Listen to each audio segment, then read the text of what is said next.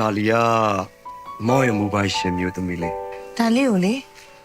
အဲ့လောက်ထိချစ်ပေးလို့ကျေးဇူးတင်ပါတယ်နော်မောင် ဒါလီမောင်ကလူမဟုတ်ဘူးစုံမဖြစ်နေလို့အမေကတားနေရတာ ကျမတူမနဲ့သဘောမတူလို့ဆိုလို့ချင်တာလား စလဲတွေ့ရင်တော့စဉ်းစားပြမှာပေါ့ အမေလူကြီးပြီစကားကိုလုံးဝမပြောနဲ့အမေ မောင်တို့မိသားစုကလေဒါလေးကိုအထင်သေးတယ်နှိမ့်ချပြီးဆက်ဆံနေအဲ့ဒါကြောင့်လေဒါလို့လမ်းခေါ်တာပဲကောင်းတယ် သူတို့တွေသဘောမတူနဲ့မောင်ဒါလီကိုရောက်ရှူမှာ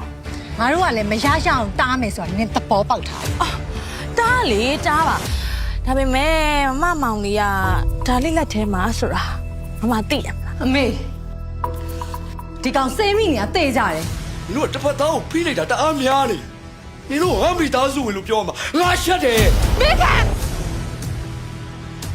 你打鲁巴话那边喏，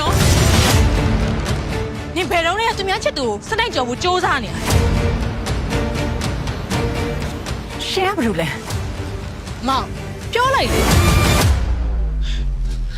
我没看见第一问吃，都那时候没嘛。 မင်းလောဘတွေတိတ်မကြီးနဲ့ 妈，我摆晒要买走路，老板谁来把骗来了？ ကိုတန်ဝါဖြစ်မဲ့ကိစ္စကိုတော့အမေမရရအောင်ပြရမှာပဲ 你这种力量，俺比大叔偏心点了。哎，那你的妈怎么这么干呢？你那俺的生了背端。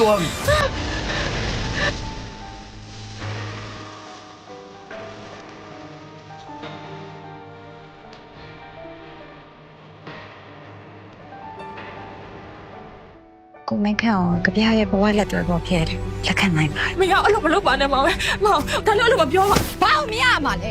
ငါမောင်ပြောနေနားမပါဘူးလားခွချက်ချင်းထွက်သွားတော့ သူ့ပြန်ရဖို့ဆိုရင်လေတမီးဘာပဲလောက်လုပ်မယ်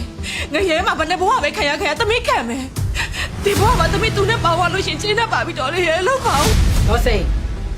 မင်းကကျမတူမရှိဘူးပြန်လာရင်လားမလာလို့ရှိရင်ဒင်းကိုအသေးသက်